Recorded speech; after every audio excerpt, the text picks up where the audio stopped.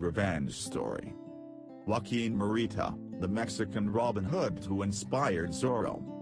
An illustration of Joaquin Murrieta, who formed a robber gang and plundered American miners. If you're familiar with the famous story of Zorro, the name Joaquin Murrieta might ring a bell. Indeed, Murrieta's alter ego might be more popular than the man himself, but this true revenge story has certainly stood the test of time. Joaquin Murrieta was born in northwestern Mexico in the state of Sonora around 1829. During the California Gold Rush, Murrieta and his wife set up a small home in the hills of California, and Murrieta spent his days panning for gold. By 1850, he was a successful prospector despite the competition from the growing number of Americans who had also traveled to the formerly Mexican territory. Inevitably, clashes soon erupted between the Mexican and American prospectors over the area's gold deposits. During one particularly brutal conflict, Murrieta's wife was raped and murdered right in front of him. Even after the now widowed Murrieta quit mining and settled into life as a car dealer, he continued to endure the often violent racism of white men. When a mob accused him of stealing a horse that Murrieta had borrowed from his half-sibling, they lynched both Murrieta and Murrieta's brother for the alleged offense. The ordeal killed his brother, but Joaquin Murrieta survived, and the incident was the final straw that launched Joaquin Murrieta on the path of revenge. He hunted down his brother's killers and murdered them one by one while recruiting other Mexican fighters to form a gang of the vigilantes to protect the Mexican community from the violence perpetrated by the Americans. Joaquin Murrieta's revenge story inspired the creation of Zorro. One of his recruits was a Mexican Army veteran named Three Finger Jack, who lost 2 fingers in a firefight during the Mexican-American War. Together, they targeted American miners, rounding them up like cattle before murdering them and plundering their gold. Word soon got out that Murrieta's gang were pillaging American miners and giving the loot to the Mexican families, and Joaquin Murrieta quickly became a local legend. His bandits became so feared that the government finally put a bounty on Murrieta's head. He was later killed in a gunfight between his gang and a group of California Rangers led by military veteran Harry Love. Nevertheless, Murrieta's Robin Hood reputation lived on. His life story was picked up by pulp writer Johnston McCulley, who introduced the American public to the character Zorro, which was loosely based off Joaquin Murrieta. McCulley's first Zorro book, The Curse of Capistrano, was widely successful and helped to solidify Murrieta's tale of revenge. Let's get to the next one. Stories of Revenge, Marvin Heemeyer and his Killdozer. Investigators inspect the fortified bulldozer driven by Marvin Heemeyer where it came to rest after his revenge rampage through town. Marvin Heemeyer was a small welding shop owner in Granby, Colorado, who built a makeshift bulldozer tank in 2004 and plowed through the small town, causing $7 million worth of damage. The reason? A zoning dispute between Heemeyer, the city's zoning commission, and a concrete company that wanted to build a plant on his land. In order to build their new facility, the concrete company had purchased a piece of land from Heemeyer where his own shop was also located. When the city's zoning commission approved the land for construction, Heemeyer argued that the construction blocked him from getting into his shop. At first, Heemeyer took the rational course of action and petitioned the commission to prevent the rezoning. But after multiple rejections, as well as multiple fines for various civil violations, Heemeyer decided to take matters into his own hands. For more than a year, he toiled away in his shop yard building his Killdozer, a customized Komatsu D355A bulldozer outfitted with thick steel plate armor and a layer of concrete in between, and 3-inch bulletproof plastic to protect the cameras he needed to navigate the vehicle. His Killdozer was also armed with 3 makeshift gun ports housing a .50 caliber rifle, a .308 semi-automatic, and a .22 long rifle. On June 4, 2004, Heemeyer sealed himself inside the Killdozer's cockpit and drove his machine into town.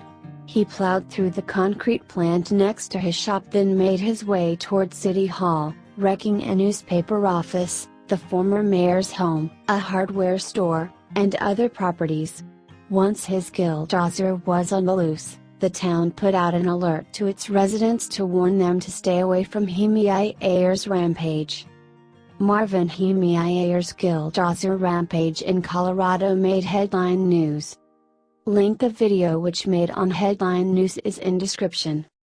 After 2 hours and 7 minutes, Heemeyer had bulldozed every business or home that had some connection to his case against the zoning committee. The destruction he caused amounted to $7 million in damages. The havoc was so great the Colorado governor considered authorizing the National Guard to attack Heemeyer in his Killdozer with Apache helicopters and an anti-tank missile.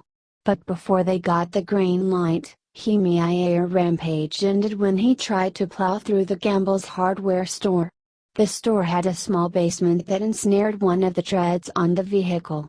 Unable to free the machine, Heemeyer's rampage was over. He pulled out a handgun and killed himself with a single shot to the head. Later, investigators found 2 lists inside the cab of the bulldozer tank. One was a list of the 13 properties Heemeyer had destroyed, while another list contained several names, including the town's mayor and some local business owners. They also found Heemeyer had no way of getting out of the sealed cockpit on his own, which suggests that he wasn't planning on making it out of his rampage alive. Nobody was hurt during his bulldozing spree except for Heemeyer himself, but the memory of the incident still haunts the city's residents. It's not that I don't feel safe, but it's changed the way that you look at people, at stuff, the Gamble's store owner said. I don't know how to put it into words, really.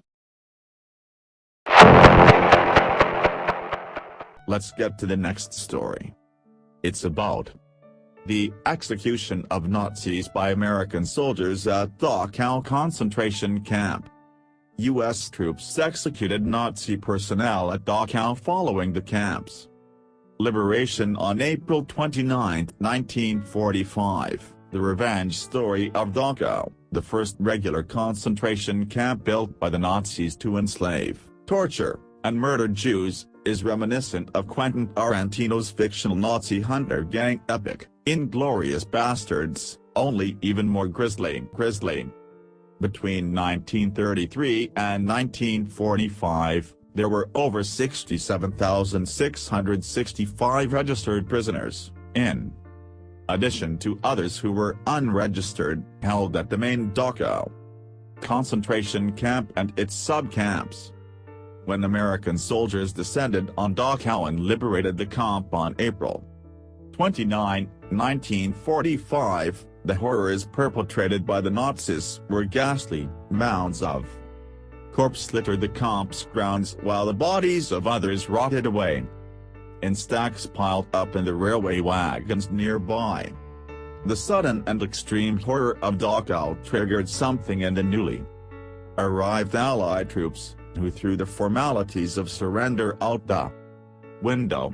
According to an account by survivor Abram Satcher, the execution was swift.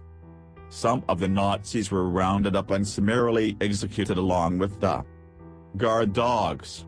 2 of the most notorious prison guards had been stripped naked before the Americans arrived to prevent them from slipping away unnoticed.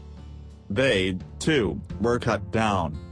Here is some of the young prisoners of Dachau, newly freed by the American troops. The execution of the Nazi guards was a direct violation of the Geneva Convention, and so an inquiry was opened once word spread about the executions conducted by American soldiers at Dachau. In his book Dachau, The Hour of the Avenger, medical officer Colonel Howard A. Buchner recounted the deliberate killing of 520 prisoners of war by American soldiers, and claimed 19 American soldiers were present or involved in the incident. This is where accounts of the event from different sources begin to contradict one another. While Buchner had described the execution of more than 500 Nazis, General Felix L. Sparks wrote that the total number of German guards killed at Dachau during that day most certainly not exceed 50, with 30 probably being a more accurate figure. Nevertheless, accounts of the Dachau massacre also spoke of acts of revenge against the Nazi guards by the liberated prisoners themselves. I knew men in camp who had sworn by everything that was holy to them that if they ever got out that they would kill every German in sight, said Jack Goldman, who was among the liberated prisoners at Dachau. They had to watch their wives mutilated. They had to watch their babies tossed into air and shot. One prisoner, Walenty Lenarchik, said that at the moment of liberation, prisoners were consumed by the desire for revenge against their captors.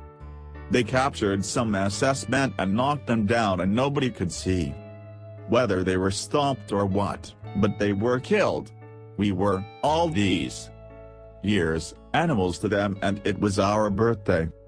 While the unsanctioned killing of the Nazis at Dachau went against protocol, the swift and brutal vengeance visited on the prison guard is viewed by many as the justifiable comeuppance for their atrocities.